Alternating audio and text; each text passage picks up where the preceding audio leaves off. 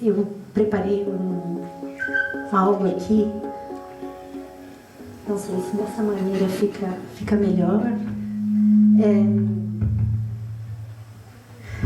De qualquer forma, eu queria primeiro mostrar para vocês a entrada do mundo novo do Saquarema, bairrista, até dizer chega, e falar que a gente precisa contar, assim, a minha intenção é falar uma breve história, né, do que eu vivi, do que aconteceu, e depois, então, é lógico que a gente está hoje com feras da biodiversidade aqui na Mata Atlântica, a professora Juliana, e eu acho que o Rodrigo também vai falar, né? Então, eu achei melhor colocar, assim, algo assim, focar naquilo que eu vi, né? Então, se a gente puder passar, eu preparei para vocês um breve histórico, né, que quando o meu marido e eu decidi trocar a pesquisa farmacêutica. Eu trabalhei 20 anos na Bayern, na Alemanha, na cidade de Wuppertal, onde tem um centro de pesquisa farmacêutica. Meu marido trabalhou também ao mesmo tempo na área de energias renováveis. E nós trocamos essa vida na Alemanha pela vida relacionada à agroecologia na comunidade do Mundo Novo do Saquarema. Isso foi no ano de 2000. Depois disso, o que aconteceu? 2020, desculpa. 2020. Obrigada, eu tenho ali um corretor.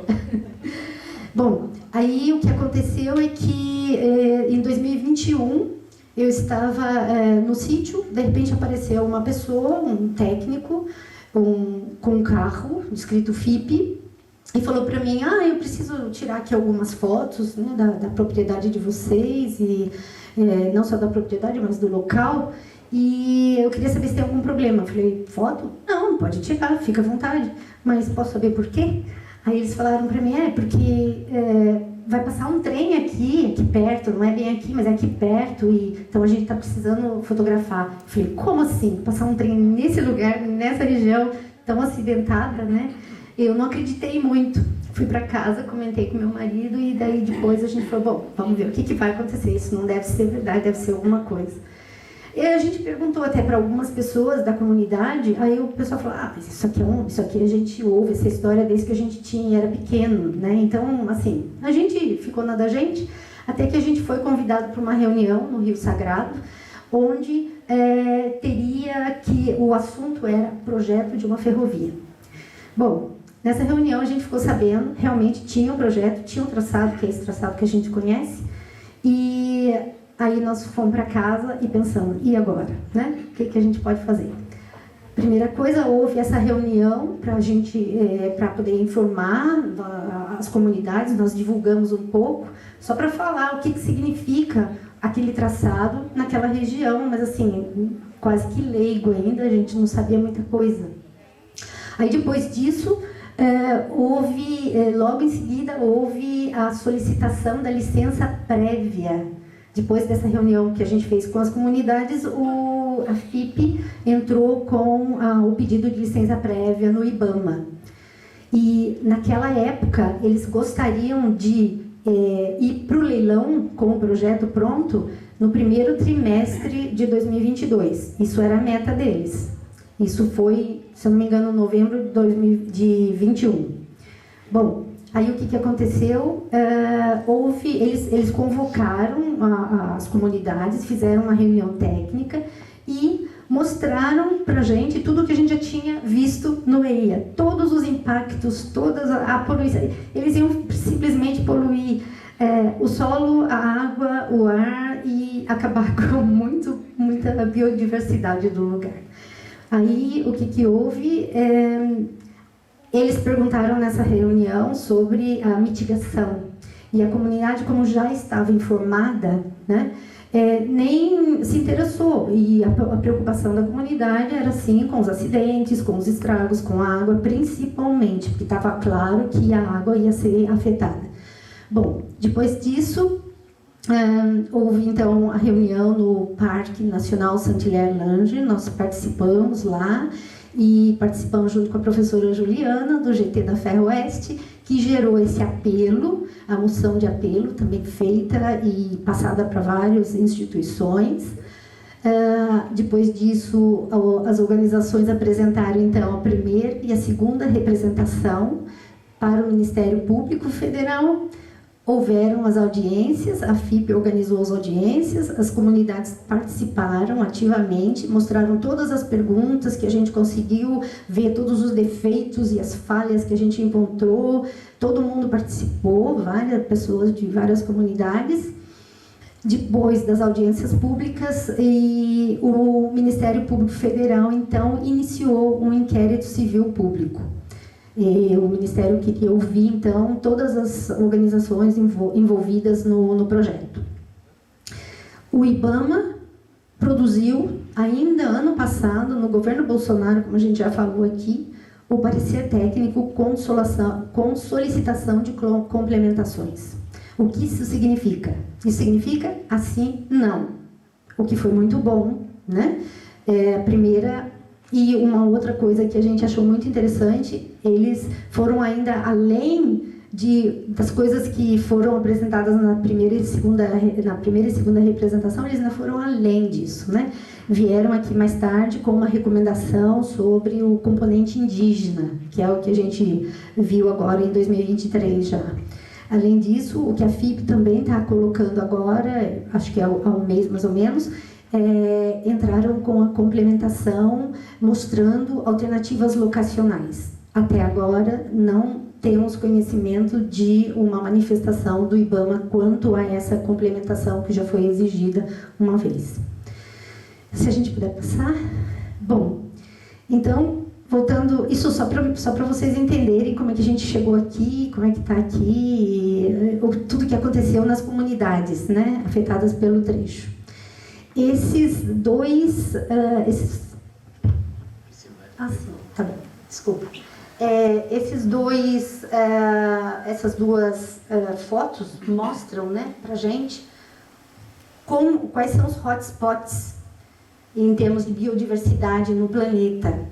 E o que a gente vê quando a gente olha aqui em termos de plantas, né, nós estamos naquele fraçãozinho ali bem vermelha, significa que nessa região tem... por 10 mil quilômetros quadrados, mais que 5 mil espécies, né? Então, assim, só para mostrar que o lugar é super importante, todo mundo já falou da riqueza da biodiversidade que a gente tem aqui. Do lado de lá, nos hotspots, são, então, a relação em termos de animais. Mas se a gente for parar para pensar... não se pode falar ao certo um valor exato dessa biodiversidade, porque tem muita coisa ainda que não foi descoberta, né? Então, assim, é aqui que nós estamos. Se a gente puder passar o próximo, por favor. Eu gosto muito desse mapa. Na verdade, eu não gosto muito, porque em amarelo a gente vê que é a parte da Mata Atlântica que falta, né? Se a gente olhar por aqui, tudo isso aqui que está dessa corzinha marronzinha aqui é o que era antigamente, e a parte verde é o que restou, né? A floresta remanescente da Mata Atlântica. E desse lado aqui, a mocinha que acabou de falar, desculpa, esqueci o nome dela, mas ela falou sobre as bacias hidrográficas. Isso aqui é a bacia hidrográfica do Sagrado, né? Então, se a gente vê aqui, cada pontinho desse azul é uma fonte de água, é um olho d'água, e esses olhos d'água, eles saem, né, é uma nascente, saem, escolhem e formam os rios nessa região. Então, são muitos rios. Só para vocês terem uma ideia, só na região de Morretes, o traçado afeta ou está planejado na área de 150 rios e nascentes. Então, assim, a água é vital para a biodiversidade, não só para a gente, que precisa dela para sobreviver, mas planta e animal da mesma forma, né?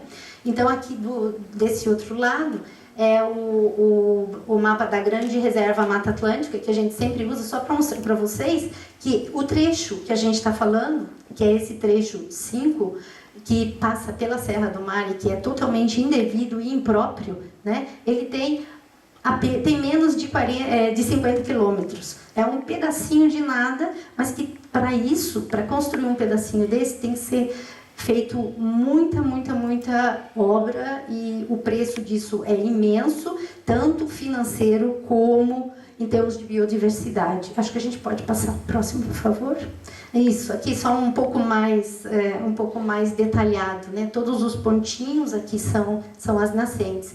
E aqui, do relatório do IBAMA, que fala que na ADA foi identificada uma área de 820 hectares de área protegida permanente.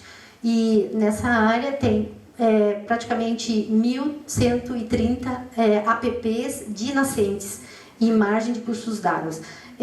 Quer dizer, a água é vida, e se a gente vai acabar com essa água, com esse projeto desse tamanho, vai ficar meio complicado. Vamos passar, por favor, para o próximo. Então, só para vocês terem uma ideia, eu acho que a maior parte já conhece aqui, essa cachoeira é o Salto do Sagrado, é com esse tipo de beleza cênica que esse projeto tem a ver, né? Isso é só um exemplo, porque tem, por exemplo, várias outras cachoeiras que estão em propriedades particulares e que a gente não pode ficar assim, simplesmente mostrando, mas é muito rica, né? Essa beleza nessa região. Se a gente puder passar, por favor. Então, só para a gente comparar, né, o tipo, eu achei isso muito impressionante, essa foto, porque isso mostra exatamente como deve ser feito a destruição da mata para poder, então, se implantar uma linha férrea nessa região. Isso é uma foto impressionante. Ali está a previsão de construção de 9 túneis para morretes, de 19 viadutos em todo o território, né? Então, essas são algumas das obras. Mas se a gente continuar, a gente vai ver então que foi falado sobre obras de arte na região. Pode passar, por favor. Que é isso que os engenheiros chamam de obras de arte. E isso tem a ver, por exemplo, se o rio está no caminho, ele é desviado. Se o lençol freático está muito alto, então ele é drenado, né? Se tem uma diferença de altura que não se dá para passar com o trem, então ele é tirado, recapeado e transportado. Então é esse tipo de coisas que a gente precisa pensar quando a gente fala em termos de obra de arte e de um projeto desse tamanho. Podemos passar, por favor? Sim. Por que eu coloquei esse slide? Isso aqui é um mundo novo. Eu estou colocando aqui ação, participação. Quando a gente começou a se inteirar sobre esse projeto e conversar com as pessoas, a maior parte das pessoas com quem a gente falava assim, olha, esquece, ninguém vai conseguir fazer nada, os caras vão estar colocando isso à venda já, agora em março, até março, eles estão com um projeto na Bolsa de Valores, né? Porque vocês sabem, isso daí, eles buscam financiamento para poder construir esse projeto. Eles vão para fora do país e fazem a propaganda, falam que o projeto é verde, então procuram pessoas com recursos, países com recursos, para poder participar desse projeto. E só uma coisa, a maior parte dos países que se interessam já tem crise hídrica, né? Então tem mais essa também. Aí é uma região cheia de água. Quem comprar esse projeto vai ter o domínio da faixa, quer dizer, ele vai ser dono dessa faixa, ele vai poder usar aquilo que ele tiver interesse na faixa, e tiver na faixa, ele vai poder usar. Quer dizer, isso é um ponto bem crítico, eu penso, né? Se a gente puder passar, por favor. Aqui só para vocês terem uma ideia do que já está acontecendo nessas comunidades. Foi uma reunião relacionada no Rio Sagrado. A pena que a gente perdeu a parte que a outra professora falou sobre o turismo, mas isso é um exemplo que as comunidades sabem, tá? Da riqueza do lugar onde elas vivem. As comunidades sabem como é importante preservar, e as comunidades querem, de alguma maneira, usar o meio ambiente e sobreviver nele. né? Então, são palavras, por exemplo, a gente perguntou quais riquezas temos no Rio Sagrado. Quer dizer, a gente foi perguntado, porque a gente estava participando também dessa reunião.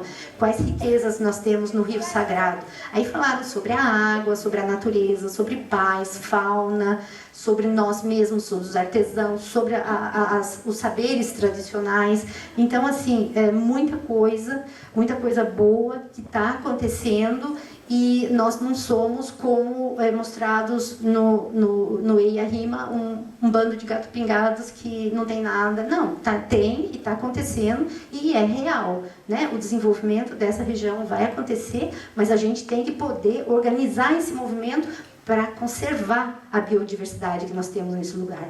Então, eu acho que isso foi um exemplo do Rio Sagrado. A gente pode passar para a próxima, daí vocês vão ver o que está acontecendo no Mundo Novo do Saquarema, que é o nosso bairro, e tem vários movimentos. A gente e junto com a comunidade, organiza capacitação, organiza encontros. Para vocês terem uma ideia, com equipamento de energia solar que já tem nesse lugar, já seria suficiente para manter todas as casas. Nós temos uma grande vantagem no Mundo Novo do Saquarema, que a nossa comunidade não é tão grande e também não é tão pequena. Então, com isso, fica bem mais fácil de mobilizar e de conseguir construir uma coisa em conjunto, né? Se a gente puder continuar. Então, essa foto já foi, acho que não foi mostrada ainda aqui, mas é a segunda cena que é mais fotografada no estado do Paraná. A primeira são as cataratas, a segunda é o maciço do Marumbi e Morretes. E então, isso também tem uma das falhas do Ei a Rima que a gente apontou aqui. Os pontos turísticos especificamente impactados pela ferrovia não foram elencados, certo? Tão pouco analisados. Também tem mais um item. E aí? Podemos passar, por favor? Sim. Então, por que eu coloquei essa foto? É um caminho. Esse é o caminho. O caminho que a gente tem é agir, participar, agir, saber do que está acontecendo, conhecer as leis a lei da Mata Atlântica, saber a importância desse bioma, certo? E uma coisa que eu também queria pedir aqui, eu queria falar, eu queria expressar a minha gratidão, a gratidão do meu marido e a gratidão de todo mundo que participou desse trabalho em conjunto. A Adriana também está ali, chegando. O trabalho foi um trabalho em conjunto, todo mundo, inclusive várias comunidades participaram. Agora, o que vocês estão fazendo aqui para a gente é um maior exemplo de como o trabalho ajuda e como a união ajuda, né? Então, vocês são jovens, o que a gente está fazendo agora, provavelmente é para a geração de vocês, é para a geração dos filhos de vocês. Então, venham junto e nós vamos acompanhá-los agora, né? Eu acho que agora é a gente que vai atrás de vocês. E se a gente puder continuar ajudando, a gente vai ajudar. E é isso. Eu acho que, se a gente puder passar o próximo, eu só queria mostrar para vocês que, como eu falei, eu fiquei fora há muito tempo. E quando eu cheguei, eu me deparei com esse projeto de ferrovia, né, nessa área importante. E o meio que eu vi de ajudar a prevenir essa catástrofe, porque é uma catástrofe premeditada, né, foi participar ativamente nas instituições que têm a ver com o desenvolvimento sustentável, que têm a ver com o meio ambiente, com a preservação dele e dos biomas dessa região. Então, eu sou uma pessoa que eu sempre amei a Mata Atlântica. Quando eu fiquei fora e voltei, a primeira coisa que eu fiz foi abraçar uma árvore aqui, porque parece bairrismo mesmo, mas o que eu mais sentia falta quando eu estava fora era essa diversidade. Essa coisa que você olha e você sempre descobre alguma coisa que você ainda não sabia. Então, a biodiversidade é a nossa maior riqueza e é por ela que a gente tem que continuar lutando. Muito obrigada a todos vocês que ajudaram demais a gente até agora com isso. Eu acho que era isso que eu tinha que falar.